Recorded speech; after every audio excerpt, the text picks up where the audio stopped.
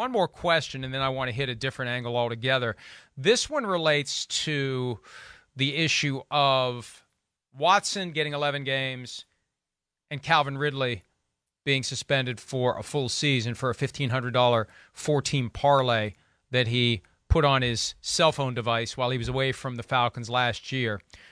During the regular season, the real GM 49, Ridley got 17 games for placing bets. What's the difference between the disciplinary process for gambling on NFL teams and violations of the personal conduct policy? And the bottom line is it's two different policies. We may not like it. We may think that it's all apples to apples to apples to apples, but it's not. PED policy has one set of formula for figuring out the length of a suspension. The gambling policy, very strict. Substance abuse policy, it's got a different standard now. It's much less stringent than it used to be. And we are conditioned to think that the league will hold players accountable for off-duty misconduct, off-season misconduct. But let's take a step back and look at it pragmatically. Gambling on football undermines directly the integrity of the National Football League, the teams, the coaches, the players, everyone. PED usage directly undermines the game. You're cheating. The stuff you do in your own space, on your own time, that's completely unrelated to the league. The difference here, though, is Deshaun Watson supposedly holding himself out as an NFL quarterback to set up these massages. That's not good, but this is still apart from anything that would be directly related to the game. That's why they have the different policies, and most employers, they take no action against somebody who gets investigated by the police or who gets sued civilly unless it has something to do with their job. And there's really nothing about this that was directly relevant to what Deshaun Watson does for a living. That's why there's different policies and different standards. Right, exactly. And, sometimes I feel like we, in the media or as a public or as a society kind of want to hold up the NFL, the leagues, the NBA, MLB to this high standard that is they need to punish players or personnel or whoever because law enforcement didn't do it. And that to me is a bigger societal problem that unfortunately we're not going to solve with the NFL and with the NFL and the NFLPA agreeing to a punishment for Deshaun Watson, no matter what it is, right? Like this is something that's larger that we have to really tackle in society, which is how do we believe victims of sexual assault, sexual misconduct, and how do we then prosecute those crimes, right? Like that to me is the bigger issue than what the NFL does or does not do with Deshaun Watson. And I understand why we have the societal, I guess, wherewithal, which is probably not the right word, but the societal want for something like that to be a huge punishment, right? I get it. And I understand why people see playing in the NFL is a privilege. It totally is.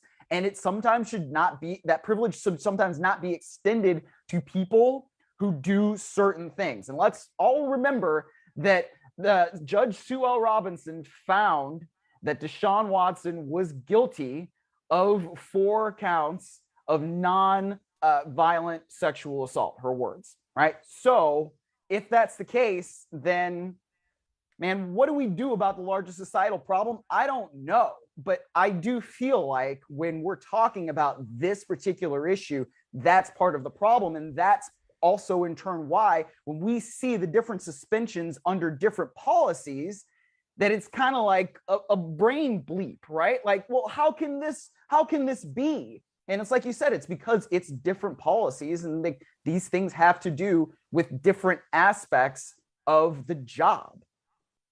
And that's an excellent point. And I think back to the Harris County prosecutor who appeared on Gabe Feldman's podcast over the summer, pointing out that the criminal side is just one aspect of the broader justice system. You have a civil justice system, and I would guess that Deshaun Watson, between legal fees and settlements, somewhere between 7 and 8 figures that he has paid over the past 18 months.